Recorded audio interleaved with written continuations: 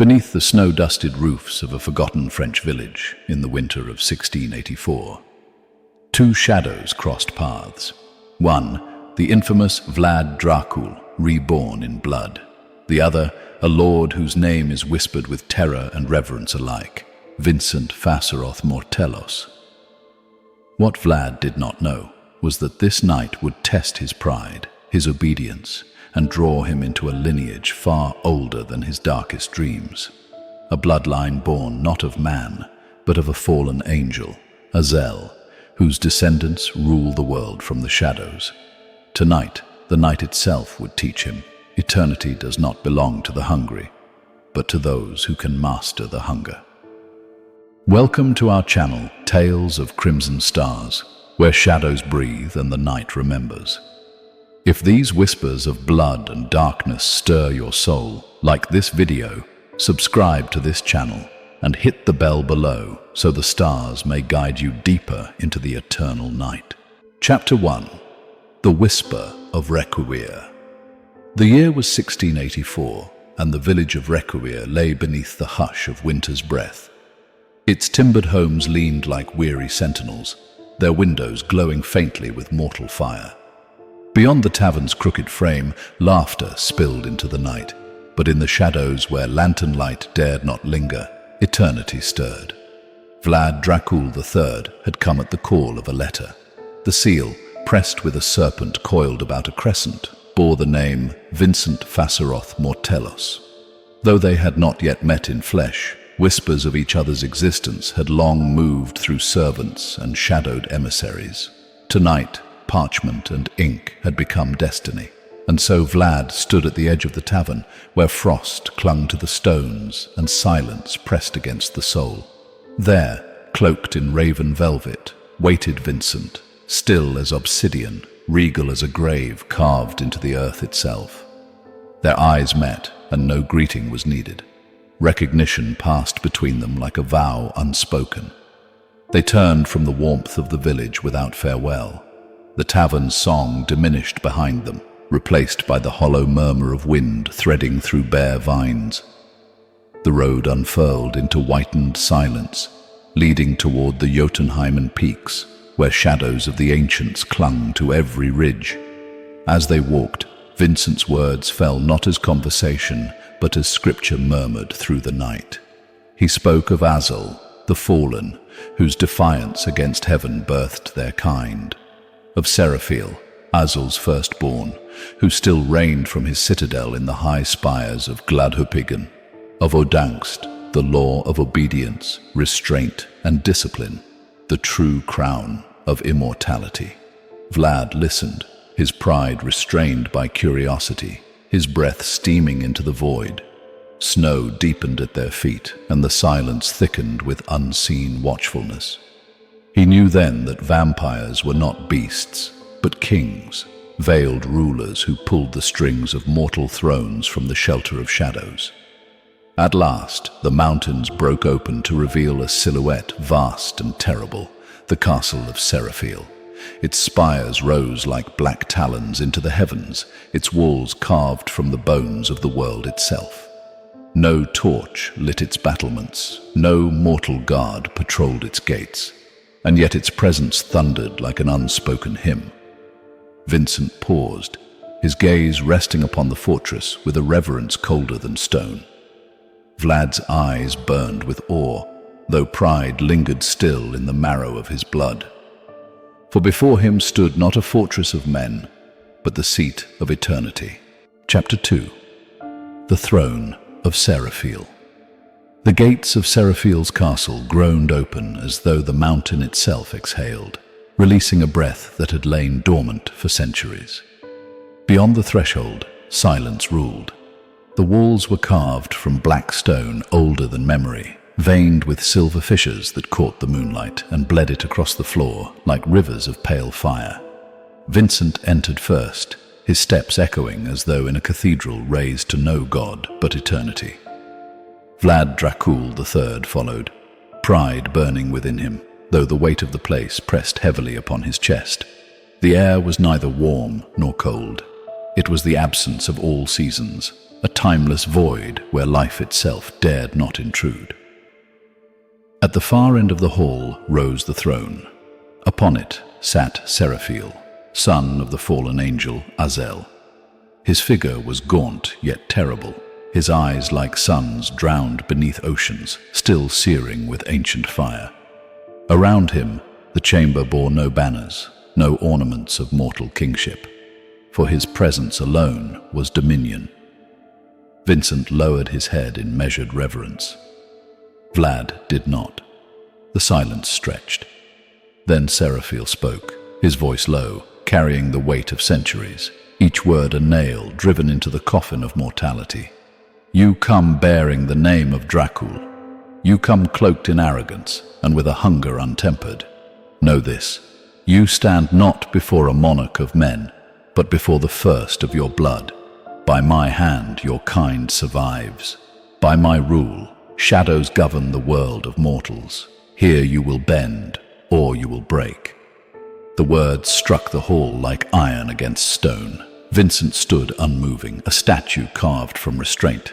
Vlad, however, felt the ember of rebellion blaze into flame. I bow to none, he answered, voice sharp, echoing across the hall. Not to king, not to angel, not to ghost. If I live eternal, I do so by my strength, not your chains. The insult hung heavy, like thunder before the storm. Seraphiel did not rise. He merely lifted a hand. The air trembled, the torches guttered, and shadows thickened, coiling like serpents at Vlad's feet. It was not flame nor claw, but sheer authority that pressed down upon him, an invisible weight crushing pride beneath its gaze. Vlad snarled, his fangs bared, defiance straining against the suffocating force. In a moment of fury, he lunged, but before his strike could fall, Vincent was there. Faster than sight, his arm caught Vlad mid-motion, hurling him to the stone. The chamber fell still again. Only Seraphiel's voice remained. This is Odangst, obedience. Not servitude, but order. The fledgling who rules himself not, rules nothing. Remember this, Dracul, for eternity has no place for rebels without discipline. Breathless, humiliated, yet alive, Vlad lay at Vincent's feet. And though rage still burned within him, some part of him had heard the truth in those words. Seraphiel's gaze lingered, colder than the grave. Rise, he commanded. Your lessons have begun. Chapter 3. The Blood of Obedience. The nights that followed were not nights at all, but endless vigils within Seraphiel's halls. Candles of black tallow burned without flame, casting no warmth, yet their glow revealed carvings etched into the stone. Histories of angels torn from the firmament, of wars fought not in heavens but in shadows beneath the earth. Vlad Dracul III was made to walk these halls in silence. Vincent spoke little, but his gaze watched every motion, weighing rebellion against discipline. Seraphiel, enthroned like judgment itself, gave no praise and offered no comfort. He demanded endurance. For 3 nights, Vlad was denied the kill. Chalices of crimson were placed before him, but no living throat was offered. It was a hunger sharpened into torment, a lesson that thirst is not master, but servant. On the 4th night, Seraphiel rose from his throne. The sound was like stone breaking free from eternity. He descended, eyes burning like eclipsed suns, and before Vlad he spoke. Power is not taken by the fangs, Dracul. It is received only by those who bow to the chain of order. Drink not as a beast, but as a king. Rule not with hunger, but with silence. This is the law of Odangst. Vincent brought forth a goblet wrought in silver, older than kingdoms. Within it swirled the blood of ancients, thick, dark, pulsing as though still alive. Vlad hesitated. His pride warred against his thirst, his defiance against his destiny. But at last he lifted the chalice. The taste was not of blood alone, but of memory. Voices whispering from forgotten centuries, shadows pressing their weight into his soul. When the goblet fell empty, Vlad did not rise taller. He sank lower, bowed by the weight of lineage. For the first time, he felt eternity not as triumph, but as burden. Thus began his first true lesson, that obedience was the iron crown of the immortal. Chapter 4. Shadows upon the Mortal World. After the blood of ancients, Seraphiel's lessons grew darker. Vlad was shown the hidden threads by which their kind had ruled mankind for centuries. Kings had been crowned, wars begun, empires raised, all under the silent hand of the Bloodborn. In a chamber lined with scrolls, parchments written in tongues long lost to man, Seraphiel unrolled the history of dominion. He spoke of Rome, where senators bowed not to Caesars, but to shadows. Of Byzantium, whose emperors carried whispers from unseen masters. Of the Crusades, waged not for heaven, but for the cleansing of rival bloodlines. "Mortals are blind," Seraphiel said, his voice low as thunder beneath the earth. "They believe themselves lords of destiny, yet they are but cattle herded by fear, by fire, by crown. And we, eternal, are their shepherds unseen." Vlad listened, pride still simmering, but awe creeping like frost into his bones. He began to see the truth, that vampirism was not curse, but governance, not savagery, but empire veiled in night. Yet doubt lingered. In the depths of his heart, the dragon still coiled, unyielding. To bow was to betray his nature. And though Vincent's watchful eyes urged him toward restraint, Vlad's spirit whispered still of rebellion. Chapter 5. The Judgment of Seraphiel. The night of reckoning came, cloaked in silence deeper than the grave. In the throne hall of the castle of Gladhopigan, where the black stone bled memory and the pillars reached like the ribs of some slain titan, Seraphiel descended from his seat of eternity. The torches burned with no flame, only shadows. The air itself bowed to his presence.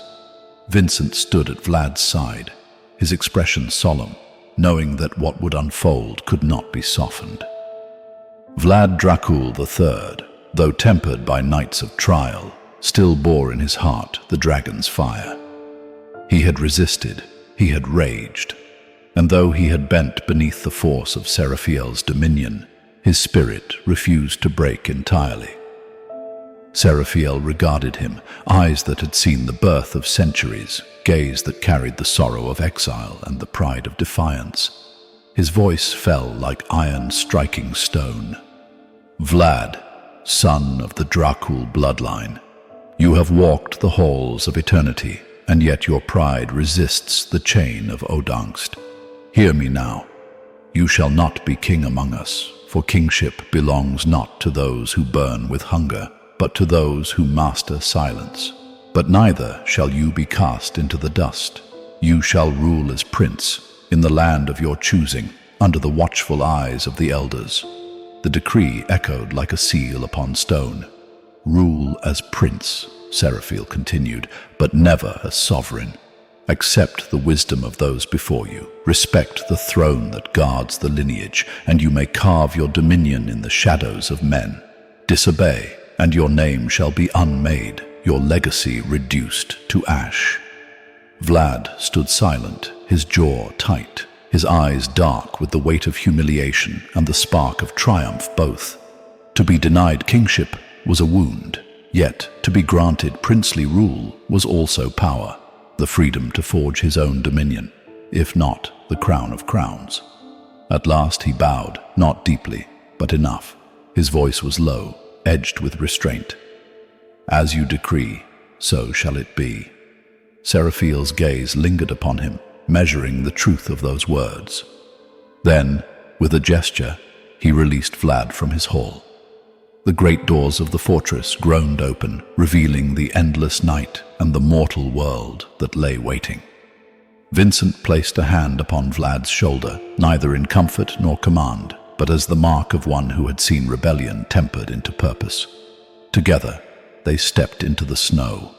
Behind them, the castle of Seraphiel sank once more into silence, its throne unshaken, its dominion unbroken. And thus the dragon left not as king, but as prince, his pride wounded, his path uncertain, his destiny yet unwritten. For though eternity is long, its crown rests only on those who bow to its weight.